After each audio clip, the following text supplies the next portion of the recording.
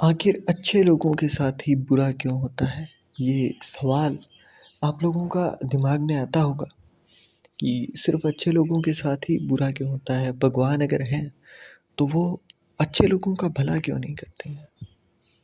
सिर्फ़ अच्छाई जिनमें होती है वही लोग जल्दी दुनिया को छोड़ जाते हैं, उनके साथ ही बार-बार दिक्कतें होती हैं, वो सबके लिए सब कुछ करते हैं। परंतु उनका जब बुरा टाइम आता है, जब उनके ऊपर कोई विपदा आती है, तब उनका कोई साथ नहीं देता है। और ये सब ईश्वर तो देख ही रहे हैं, जो भी भगवान, अल्लाह, मौला, रब है, वो तो देख रहे हैं। परंतु फिर भी ऐसा क्या है, जो ईश्वर उनका साथ नहीं दे रहे? तो दिक्कत कहाँ होती है? अगर इन्हीं चीज़ों को हम गहराई से देखें, तो चलिए दूर नहीं जाते हैं, सिर्फ पास्ट को ही देखते हैं। श्री राम सभी जानते हैं, श्री राम ने अपने पिता के वचन को निभाने के लिए वहाँ पर अपनी सारी प्रॉपर्टी छोड़ी, सब कुछ छोड़कर वो चल दिए। और जो राजपाट था, जो उनका राज्य अभिषेक होना था, वो तक उन्होंने नहीं सोचा। वो वहाँ पर कह सकते थे कि पिताजी मुझे तो राजा ही बनना है, मैं नहीं करूँगा, मुझे वनवास नहीं चाहिए। परंतु वो 14 साल का वनवास काटने गए। और इसके अंदर रीज़न क्या था? अच्छाई थी उनमें। परंतु यहाँ पर जो उन्होंने बगावत नहीं की और जो चीज़ें नहीं की, उसके अंदर भी अगर आप गौर से देखेंगे इस चीज़ को, तो उन्होंने अपनी अच्छाई रखी, परंतु अपनी शक्ति को भी उन्होंने पहचाना, अपनी शक्ति को नहीं छोड़ा। रामायण की कुछ चीज़ें हैं जिनको अगर आप देखेंगे तो आपको ये चीज़ पता लगेगी। जब वहाँ पर श्री राम जब वनवास जाते हैं और उसके बाद में जब माता सीता का अपहरण कर लिया जाता है, तो बाली और सुग्रीव की लड़ाई के बारे में आपने जान लिया होगा, है ना? तो वहाँ पर होता क्या है कि बाली को छिपकर श्री राम मारते हैं, वो चीज़ आप सबको पता होगी। परंतु वहाँ भी एक गुप्त चीज़ है जो कि आपने नहीं जानी होगी। जब सुग्रीव राजा बन जाते हैं, तो वो भी राजभोग में और भोग विलास के अंदर व्याप्त हो जाते हैं। वो बिल्कुल वहाँ का ही रस लेने लगते हैं। वो भूल जाते हैं कि उन्होंने श्री राम से वादा किया था कि वो माता सीता का जो अपहरण हुआ है, उनको ढूँढने में, उनको वापस लाने में श्री राम की सहायता करेंगे। और यही जो चीज़ है ना, इसका श्री राम को पता था। और जैसे ही जब जाते हैं, बन जाते हैं सुग्रीव जी, तो उसके बाद में होता क्या है कि श्री राम के द्वारा संदेश भेजा जाता है। एक बार भेजा गया, 2 बार भेजा गया, तो सुग्रीव जी बस कह देते हैं चलो मैं कल परसों, बस ऐसे टाल-मटोल करते रहते हैं। परंतु उसके बाद में जब श्री राम को लगता है कि ऐसे बात नहीं बनेगी, तो अपने एक दूत को भेजा जाता है उनके द्वारा और कहा जाता है कि जो राजपाट तुम्हें मिला है, जिसका भोग तुम कर रहे हो, जिस भोग विलास में तुम व्याप्त हो, तुम पूरे अच्छे तरीके से उसका रस उठा रहे हो, वो तुम्हें मेरी ही वजह से मिला है। और अगर इस चीज़ के ऊपर तुमने ध्यान नहीं दिया, तो तुम्हारा भी वही हाल हो सकता है जो सुग्रीव का हुआ था।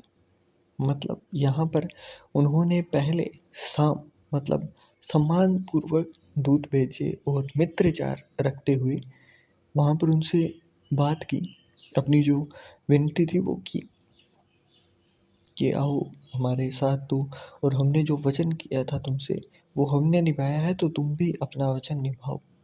परंतु जब लगा कि चीज़ें नहीं बनती हैं, ऐसे सिर्फ मिठास रखने से वाणी के अंदर बात नहीं बनेगी, तो उन्होंने अपनी शक्ति का प्रदर्शन किया। वहीं जब समुद्र से इनको जाना होता है श्री राम को लंका के ऊपर आक्रमण करने के लिए, तब भी वो रास्ता नहीं दे रहे होते हैं समुद्रराज, है ना? सागर राज, वो कहानी आपने देखी होगी। तो वहाँ पर भी एक बार पूजा की जाती है और पूजा होने के बाद में श्री राम कहते हैं कि आप रास्ता दे दीजिए, वरना बाण का प्रयोग किया जाएगा तो पूरा समुद्र सूख जाएगा। तो यहाँ पर भी जब देखोगे तो हर जगह पर अच्छाई दिखाई है उन्होंने, परंतु अच्छाई के साथ साथ बल का प्रयोग भी किया गया है। जो अर्थात मतलब जो अर्थ है, मेन क्रक्स जो है वो यही है कि सिर्फ अच्छा बनना जरूरी नहीं होता है हमेशा। जब अध्यात्म की दृष्टि से देखा जाता है ना, तो सिर्फ अच्छा बन जाना अच्छा नहीं है। अगर आप बहुत ज़्यादा अच्छे बन जाते हो तो वहाँ पर उस अच्छाई को कायरता का नाम दिया जाता है, और उस कायरता की ही आपको कीमत चुकानी पड़ती है। जब तक आप अपने हथियारों को, अपनी चीज़ों को अपने अकॉर्डिंग यूज़ नहीं करेंगे, तब तक ये होता रहेगा, बार बार होगा। अच्छाई दिखाना अच्छी चीज़ है, परंतु अच्छाई कहाँ दिखानी है, किसको दिखानी है, ये भी मैटर करता है। अगर आप किसी ऐसे इंसान को अच्छाई दिखा रहे हैं जिसने पहले भी कभी आपके साथ अच्छा व्यवहार नहीं किया, और अब जब आप अच्छा कर रहे हैं उस समय पर भी आपके साथ बार बार बुरा किया जा रहा है, तो वहाँ पर आपको कर्म को प्रधान मानना होता है। क्योंकि आप हमारे किसी भी शास्त्र को उठाकर देखेंगे तो धर्म से भी ज़्यादा महत्व कर्म को क्यों दिया गया है। भागवत, श्रीमद् भागवत जी के अंदर हर जगह पर सिर्फ कर्मवाद को ही क्यों बढ़ावा मिला है। क्योंकि श्री कृष्ण खुद कहते हैं, अगर तुम धर्म की राह पर चलोगे तो तुम्हें मांगना होगा,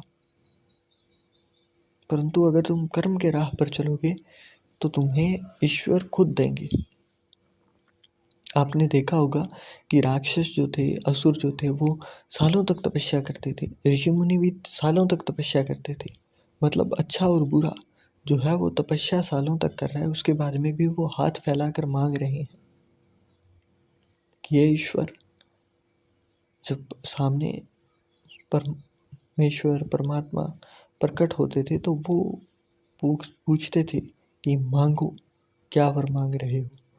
परंतु वहीं जब कर्म किया जाता है तब ईश्वर मांगने का नहीं कहते हैं। वो जितना तुम कर रहे हो उससे दुगना तिगना 10 गुना देते हैं अपने आप से। वो वहाँ पर मांगने का नहीं कहते। मतलब कर्म का अपना महत्व है। सत्कर्म करोगे तो तुम सत्कर्म पाओगे, उसका अच्छा फल पाओगे, परंतु सत्कर्म करना किसके साथ है वो भी मैटर करता है। बुरों के साथ केवल अच्छा करना, ये चीज़ें नहीं सिखाई गई हैं। अगर जब रावण ने माता सीता का हरण कर लिया था, तो अगर उनका भला करने के लिए अगर श्री राम जाते तो क्या श्री राम बन पाते। जब कंस ने बार बार श्री कृष्ण के ऊपर वार किए, जब सारे के सारे गांव को ही, जिस गांव के अंदर रहते थे श्री कृष्ण, उस उनके ऊपर हमला किया गया, बार बार असुर भेजे गए, तो अगर वो भी यही देखते कि बुरे के साथ बुरा नहीं किया जाता है, बुराई का साथ नहीं दिया जाता है, अगर यही सब कुछ कहा जाता तो क्या वो सारे गांव को बचा पाते। क्योंकि एक असुर को सुधारने में तो बहुत टाइम लग जाता, और तब तक अगर वो ऐसे ही बलि लेते जाते असुर, तो वहाँ पर सारे गांव में कोई नहीं रहता। तो अच्छाई के साथ अच्छाई हो तो उसमें दिक्कत नहीं है। बुराई के साथ सिर्फ अच्छाई दिखाना, या फिर बुराई करने वाला बुरा नहीं होता है, बुराई जो है उसके अंदर सिर्फ वही बुरी है। ये चीज़ें कहने में अच्छी लगती हैं, परंतु जब हम अपने ही शास्त्रों को देखते हैं, अपने ही पुराने इतिहास को देखते हैं, तो वहाँ पर जब स्वयं ईश्वर आपको बता रहे हैं कि ये मत करो, जिसको तुम आईना दिखा रहे हो, जिसको तुम अच्छा रास्ता दिखा रहे हो, वो इस योग्य ही नहीं है कि वो तुम्हारे इस अच्छे रास्ते पर चले, और ना ही वो बना है। तो अगर इस बुराई को मिटा दिया जाए तो उससे ही तो समाज का भला होगा। और जब तुम समाज का भला करने की सोचते हो तो उसमें भी तो तुम अच्छाई ही दिखा रहे हो। सिर्फ एक इंसान के न रहने से, सिर्फ एक इंसान को उसके किए का दंड मिलने से अगर सारी संसार की, सारे समाज की भलाई हो रही है तो इसमें कुछ बुरा नहीं है। अपनी अच्छाई भी वहीं लगाओ जहाँ पर तुम अच्छे बनो तो उससे समाज का भला हो। वहाँ नहीं जहाँ पर तुम अच्छे बन रहे हो तो सामने वाला सोच रहा है कि ये मेरे भाई के कारण अच्छा है। ये अच्छाई उसके भाई का परिणाम नहीं होनी चाहिए। अच्छे हो तो हर जगह पर अच्छे हो। अच्छाई दिखाना नहीं है, अच्छे बनो और जहाँ पर जो चीज़ अच्छी हो वो करना अच्छाई है। अगर कहीं किसी दुर्बल के ऊपर वार हो रहा है तो तुम वार करने वाले को समझाओ नहीं, उस दुर्बल के पक्ष में आकर उसके साथ लड़ो तो अच्छाई है। तभी वो महाभारत, तभी वो युद्ध हो पाएगा जिससे तुम इतिहास में याद रखे जाओगे।